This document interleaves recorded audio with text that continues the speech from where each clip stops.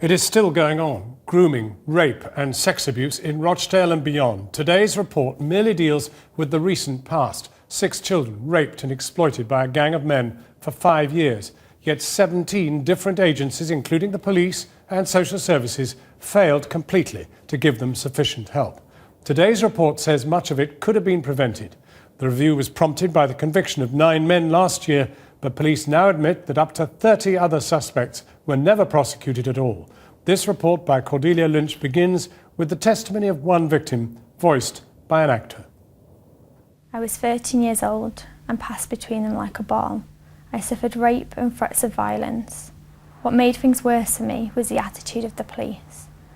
I told them about what was happening. I gave them names, phone numbers and car registrations. I told them about a man who made threats to kill me. The men were not arrested, and I still sometimes see them walking the streets of Rochdale. This terrifies me. She continues to suffer, one of the many victims of a grooming gang in Rochdale that was allowed to thrive by a police force that failed to listen or act. Last year, 9 men, mostly of Pakistani origin, were convicted of abusing the vulnerable girls, plying them with alcohol and cigarettes. But there are many more who were reported by the girls and their families, but were not investigated. Much of the abuse happened here in Hayward, and now more than 18 months down the line, we have 2 reports into 2 separate cases with one central question. How could it be that young, vulnerable girls could report years of systematic sexual abuse, and yet the agencies who are meant to be protecting them failed to stop it? 17, including NHS trusts and social services, missed countless opportunities. Some of the girls were as young as 12, but officers from Greater Manchester Police suggested their decision to be with the men, some in their 50s, was a lifestyle choice. And when one girl fell pregnant, they obtained the aborted fetus for evidence without her permission. It was only years later, when they gained my trust under false pretences, that they told me they had kept the fetus and wanted to use it in evidence. Sir Peter Fahy was Chief Constable in 2008. Today's report states his detectives were untrained and failed to report allegations of rape as crimes. When you read through the way that those officers behaved in this case, are you ashamed? No, I'm not. I'm not ashamed because I think it is very easy to blame individual police officers. I've got a lot of sympathy for officers that are working with the system. I remember in those days going to Rochdale CID, sitting next to police officers who absolutely believed their victim, but had found inconsistencies in the story, had found that the victim had previous convictions, drug issues, alcohol issues, and already knew that when they put the case through to the Crown Prosecution Service or tried to get it into court, that the case would not be taken forward. But today the force is criticised for failing to challenge that decision by the Crown Prosecution Service not to prosecute. Prior to this case, a view was taken that a case couldn't be built on the credibility of a young girl who had a troubled or a chaotic background. We took the decision in 2011 to bring this prosecution, to successfully prosecute it, and therefore why can't it be done everywhere? This case review reads like so many others before it, a woeful tale of miscommunication, agencies failing to talk to each other and critically to listen to the victims and their families. In one case, a father was so concerned he called social services and the police 50 times, only to be told by one social worker that his daughter was a child prostitute. I've got files like that. Maggie Oliver worked on the case but resigned last year over the way police treated victims. She spoke exclusively to Channel 4 News. The worst 2 years of my life. When I read a report that focuses on 2008 and I'm told that we've learnt lessons from this and things are so much better now, well, I have got evidence to say that in 2011 things were no better than 2012. Who do you think should be held accountable? I guess the Chief Constable. My audit trail went right through to the Chief Constable. I documented in writing all my concerns and I backed up what I was saying with documentary evidence. Jonathan Bridge is the lawyer for 3 of the victims. I think even in the Rochdale case, you will be looking at hundreds potentially still out there preying on victims. One of my clients who was abused in Rochdale also reports abuse in 7 or 8 other towns across the northwest and even down as far as Wolverhampton in the Midlands. And this was a feature of this type of abuse, that not only were the girls abused in a specific town, but they will be passed between gangs in other towns. And unfortunately, I think Rochdale is just the tip of an iceberg. The Independent Police Complaints Commission are due to publish a report into Rochdale, but the girls, now troubled young women, have already lost all faith in the force. The abuse I suffered at the hands of the gang has made a massive impact on my life, but it's been made so much worse by the police. I feel so let down by them and feel what has happened to me could have been prevented had they acted more quickly.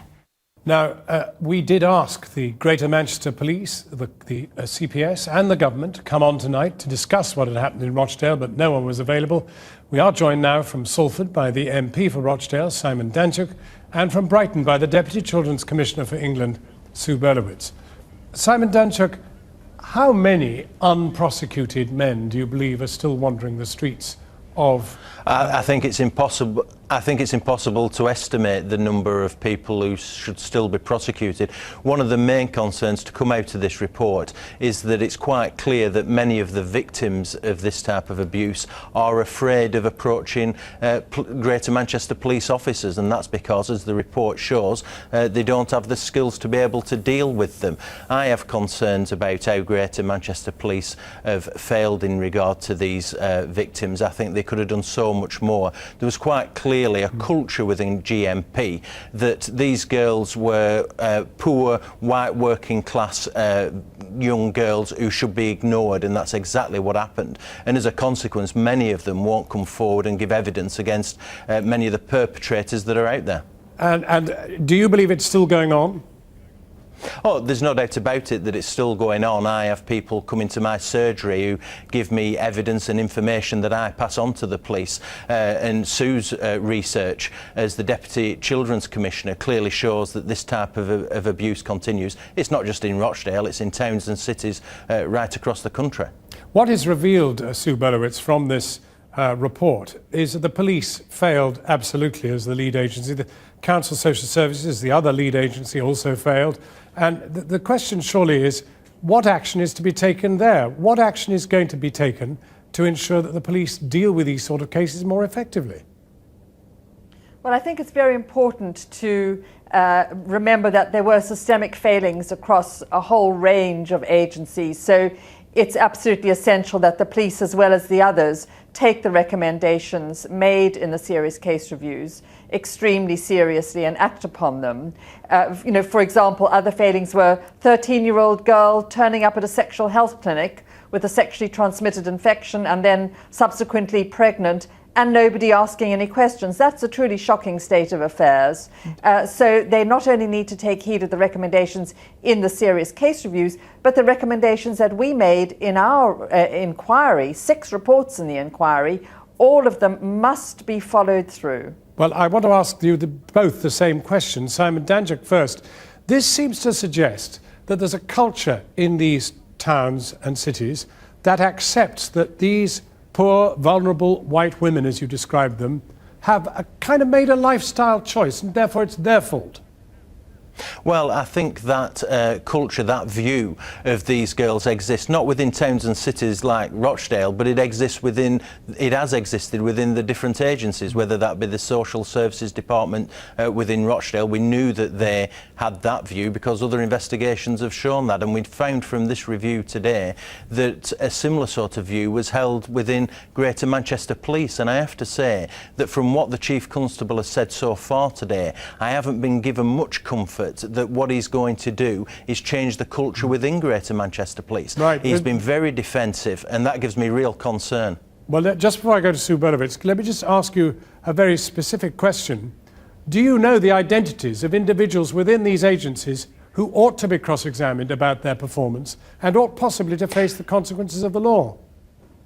No, I don't. I've certainly spent a lot of time in relation to Rochdale Council and social services and senior managers that set the culture that was exceptionally unhealthy. But, you know, in terms of culture, it always stops at the top. You can't, as Peter Fahy said, you can't blame frontline officers for not training and properly, and you can't blame them for the culture that existed. It goes to the top. It's the leadership of an organisation that sets the culture and tries to get that right, and that's what needs to be done in Greater Manchester Police. Sue Berlowitz, how are we to comprehend the idea that a sexual health clinic, as described by the local MP right there, did nothing about 12 and 13-year-olds coming in displaying sexual diseases, and at the same time police doing nothing about, effectively, 13-year-olds coming in and saying, I've been raped by this Asian gang? I don't think we should try and comprehend it, quite frankly. I think we should be shocked, and I think we should demand that these kinds of behaviours by professionals cease. You know, I have found these kinds of attitudes and behaviours until pretty recently, quite frankly, and the serious case reviews, of course, cover quite a number of years and don't come right up to 2013, but they do come up to 2012. And we were finding during the course of our inquiry this year that only 6% of safeguarding boards across the country were actually compliant with their statutory obligations as set out by the government. It's simply not good enough.